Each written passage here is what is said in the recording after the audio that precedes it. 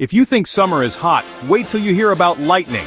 Spoiler, the sun's got nothing on it. Let's bust this electrifying myth. When a lightning bolt strikes, it can heat the air around it to a whopping 30,000 degrees Celsius. That's about 54,000 degrees Fahrenheit.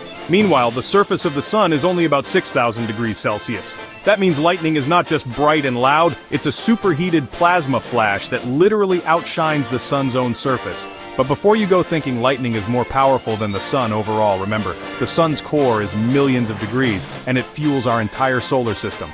Lightning just brings the heat for a split second, right here on Earth. So next time you see a thunderstorm, remember, you're watching one of nature's hottest shows.